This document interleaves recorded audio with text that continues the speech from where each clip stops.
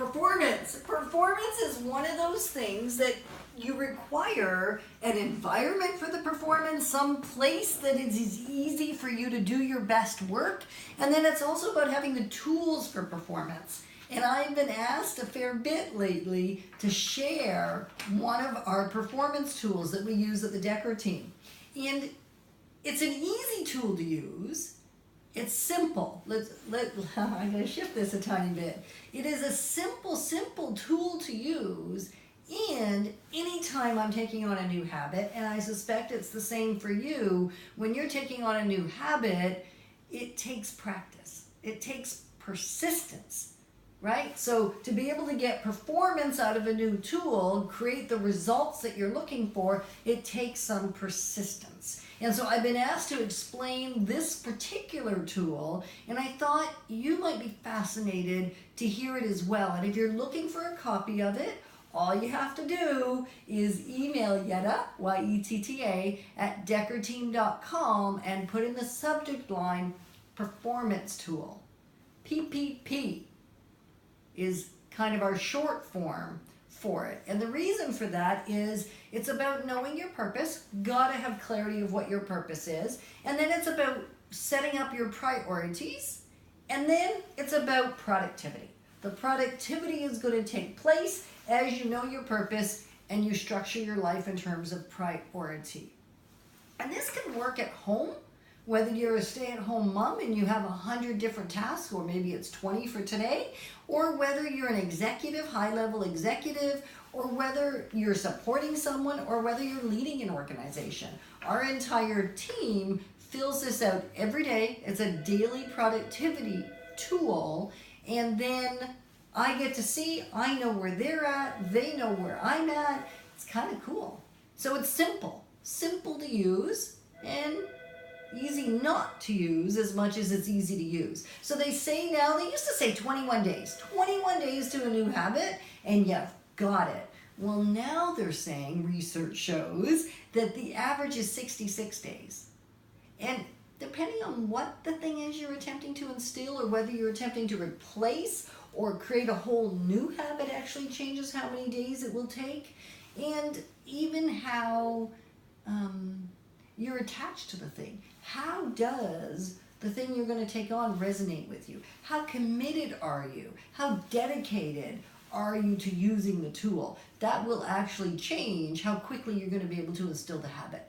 So now, as I promised, let's explain how to use it. So you will have to get a pretty decent close-up of the form. So first, you got to know your purpose. You got to know what you're about, because if you don't have clarity about that, it's pretty tough to prioritize your day or your life.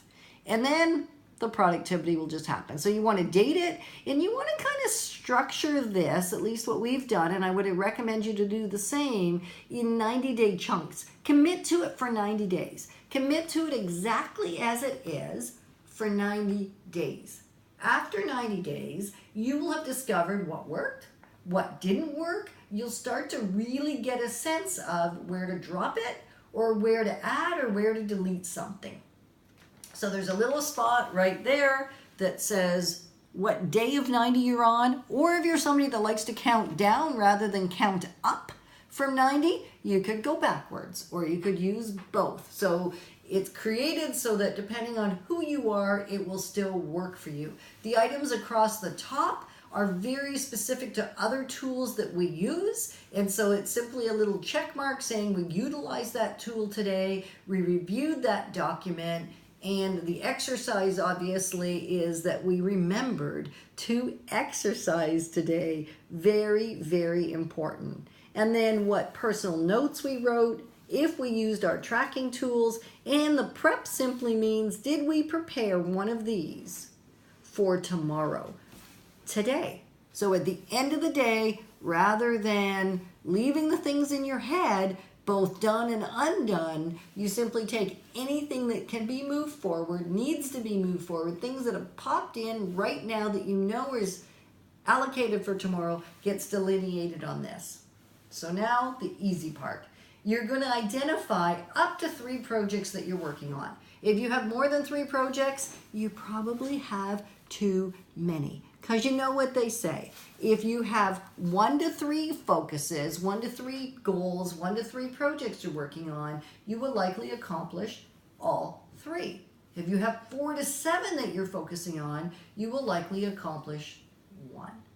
And if you have 8 plus projects or goals that you're working on, you will likely accomplish none. And I don't want you to accomplish none. I want you to accomplish everything that's before you.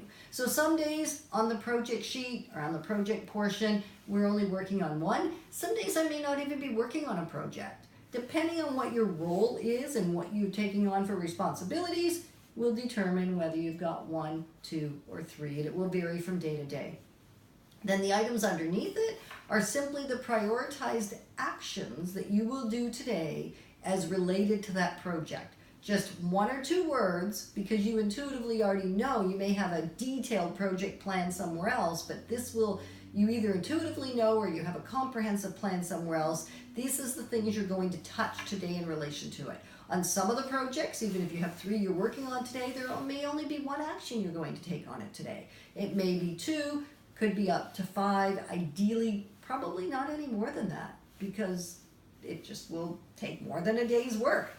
And then these 2 boxes here, they are amazing. And the part that people resist is estimating the time and writing the actual time. So we've actually created the form. So in one section, it actually shows you what you believe the time will be required and then what your actual was. So back to this part here, these are people that I will reach out to today. They are people I am going to connect with.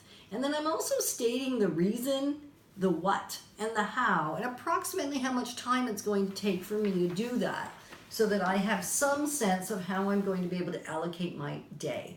And then on the next column, which is over here, it's what am I waiting on? Am I waiting on, in our case today, I'm waiting on approval of being able to do a recording for one of our videos somewhere. So I'm waiting on a reply to say, yes, I can go there to do that. I'm waiting on a reply around a property that we're getting some information on, and I put the questions out there to the other realtor, and now I'm waiting for an answer. So that will go under what am I waiting for? Answer from so-and-so. And then another amazing portion of the form is the task section, which is down at the bottom. See, there's a fair more writing space, and here you want to be very, very careful. This is the part that most people are resistant to, and I'm going to challenge you to use it.